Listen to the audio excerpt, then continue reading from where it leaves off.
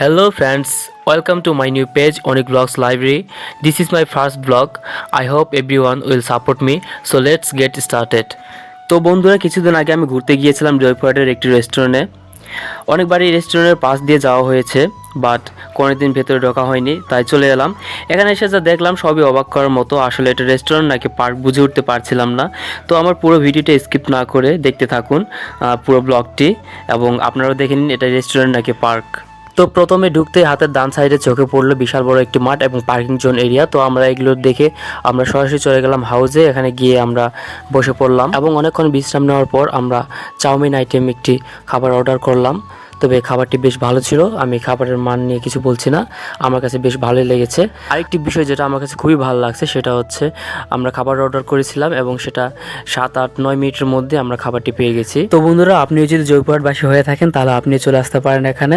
এটি অবস্থান করছে পাঁচবিবি এবং জয়পুরহাটের মাঝামাঝি অবস্থানে। তো দেখতে পাচ্ছেন বন্ধুরা, আমি চমৎকার একটি দোলনার মধ্যে বসে আছি, খুবই ভালো লাগছিল দোল খেতে খেতে। তবে পেছনের ব্যাকগ্রাউন্ডটা পুরোটাই ফাঁকা ছিল, এপাশ থেকে ওপাশ সবকিছু দেখা যাচ্ছিল, ওপাশে রাস্তাঘাট গাড়িঘর সব দেখা যাচ্ছিল। তো ব্যাপার না বন্ধুরা, এখানে ঘোরাঘুরি করতে করতে বেশ অনেকটা অন্ধকার হয়ে এসেছে, খুবই ভালো লাগছিল। প্রতিটা জায়গায় লাইটিং সেট করা ছিল, দেখতে একদম মনোরম পরিবেশ। তো বন্ধুরা, আপনারা চাইলে আপনার বন্ধু বান্ধব, আত্মীয় স্বজন, পরিবার পরিজন এবং নিজের জীবনসঙ্গীকে নিয়ে চলে আসতে পারেন এখানে এই রেস্টুরেন্টে। অ্যাকচুয়ালি এটি রেস্টুরেন্ট হলেও এই নিরিবিলি পরিবেশ, পার্কিং জোন এরিয়া এবং বাচ্চাদের খেলার জায়গার সাথে উন্মুক্ত খোলা স্থান আপনাকে অনেকটা পার্কের অনুভূতি দেবে। এই রেস্টুরেন্টে দুটো হাউস ছিল, এসি রুম ছিল, আপনি চাইলে ইনডোর আউটডোর বা বেলকনিতে বসে জল খাবার আড্ডা সেরে নিতে পারেন।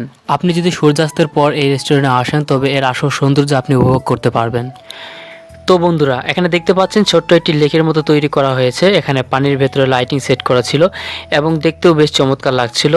ও মাই গড, এখানে তো ছোট ছোট মাছও ছেড়ে দেওয়া আছে, সব মিলিয়ে ইমেজিং একটি দৃশ্য। তো বন্ধুরা, অনেকক্ষণ ভিডিও ফটো ক্যাপচার করার পর একটু ফ্রেশ হলাম। এখানে টয়লেট ও বেসিনের ব্যবস্থা ছিল।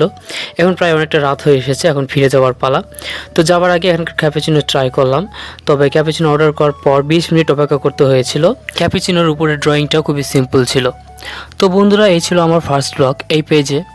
আমার এই ভিডিও সম্পূর্ণ দেখার জন্য অনেক অনেক ধন্যবাদ। তবে একটি কথা না বললেই নয়, এখন থেকে আমার সব ব্লগ ভিডিও এই পেজে আপলোড করা হবে, তাই যারা যারা আমার ব্লগ ভিডিও দেখতে পছন্দ করেন এখন এই পেজটি ফলো দিয়ে রাখতে পারেন এবং আমাকে ভালোবেসে থাকলে আপনার বন্ধুদের মাঝেও শেয়ার করতে পারেন এই ভিডিওটি।